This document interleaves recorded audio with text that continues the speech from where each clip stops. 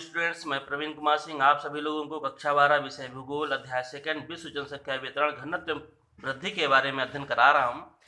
मैंने topic 12 complete कर दिया है, जिसमें हमने आपको बताया था जनसंख्या वृद्धि से प्रभाव और बताया था जनांकीय संक्रमण सिद्धांत के बारे में।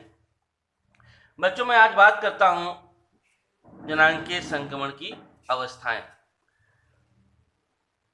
जनांकीय संक्रमण की 3 अवस्थाएं बताई गई हैं: प्रथम अवस्था, द्वितीय अवस्था और तृतीय अवस्था। प्रथम अवस्था के बारे में जान लेता हूं बच्चों।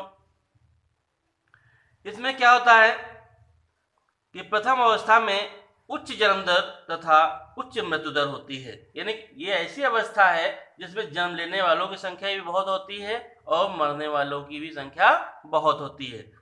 इस अवस्था में महामारी, भूखमरी, जो महामारी होती है और भूखमरी होती है, क्योंकि महामारी भी होती तभी है जब जनसंख्या बहुत आती है, भूखमरी भी तभी होती है जब जनसंख्या बहुत होती है, संसाधन कम होते हैं। मृत्यु का कारण यही 2 बनते हैं। लोग कृषि कार्य करते हैं अतः बड़े परिवार अच्छे माने जाते हैं। यानी कि जो प्रथम अवस्था है उसमें बड़े बड़े परिवार, ज्यादा लोगों की संख्या को अच्छा माना जाता है।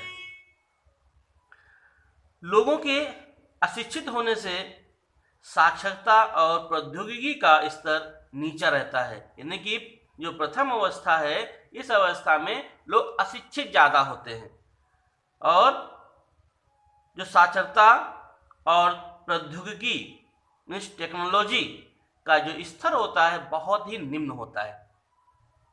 द्वितीय अवस्था बच्चों बताया गया है।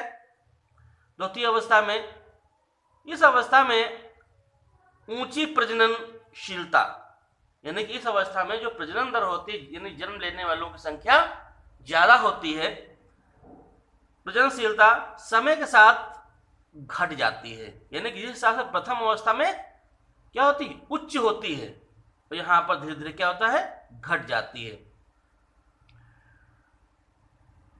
के साथ घट जाती है। पोषण, स्वास्थ्य और स्वच्छता में सुधार होने से मृत्यु दर भी घट जाती है, अतः जनसंख्या का शुद्ध योग बढ़ जाता है। यानी कि मरने वालों की संख्या भी घट जाती है और जन्म लेने वालों की भी संख्या घट जाती है।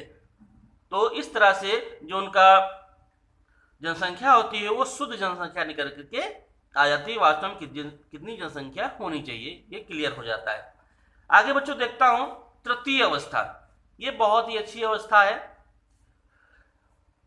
तृतीय अवस्था में बताया गया है, तृतीय अवस्था में जन्म दर और मृत्यु दर दोनों अधिक घट जाती हैं। यानी जन्म लेने वालों की संख्या भी बहुत कम होती है और मरने वालों की संख्या भी बहुत कम होती है।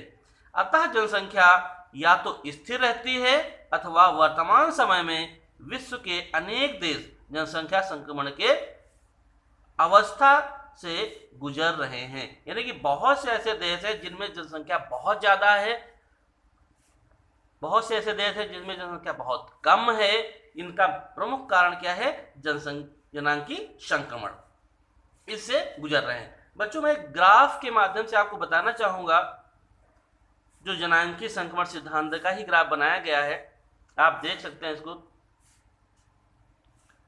जनांकीय संक्रमण सिद्धांत, इसमें आपको दिखाई दे रहा होगा वर्तमान विश्व के उदाहरण हैं, जिसमें बांग्लादेश, वर्षा वनों के आदिवासी, फिर पेरू इधर दिख रहा होगा आपको, फिर श्रीलंका, केन्या है, कनाडा, जापान, संयुक्त राज्य अमेरिका।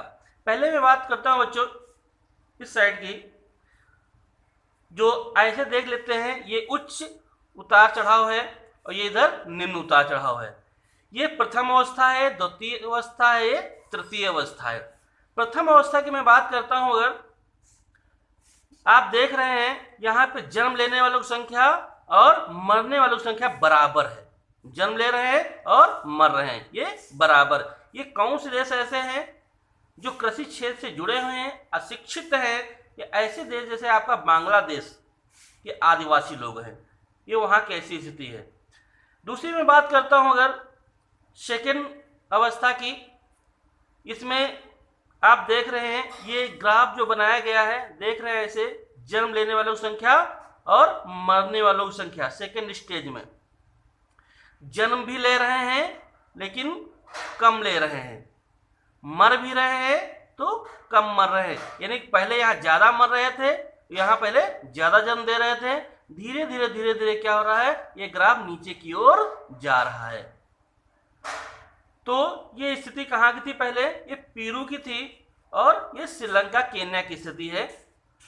आगे मैं थर्ड अवस्था की बात अगर मैं करता हूं बच्चों, तो देख रहे हैं यहाँ पर निम्न उतार चढ़ाव हो रहा है, यानी कि जो विकसित देश है हमारे, कनाडा है, जापान है, संयुक्त राज्य अमेरिका है, यहाँ ये विकसित देश है, यहाँ पे जन्म लेने वालों की संख्या भी बहुत कम है और मरने वालों की संख्या भी बहुत कम है। इसीलिए आप ग्राफ देख रहे हैं यहाँ पर बहुत छोटा ही छोटा है, ये इस तरह से दिखाई दे रहा है। बच्चों मैं समझता हूँ इस चीज को आप जान चुके होंगे और आज की क्लास में इतना ही। जनांगीय संक्रमण की अवस्थाएं हैं जिनको आप अच्छे से आप देख लीजिएगा और मैं सेकेंड टॉपिक लेके आऊँगा कल की डेट में। इसका मैं पिक्चर भी भेज दूंगा, यदि कोई डाउट आपको लगता है तो उसको आप उससे क्लियर कर लीजिएगा और अपनी कॉपी पर अच्छे से बना लीजिएगा। धन्यवाद। जय हिंद, जय भारत।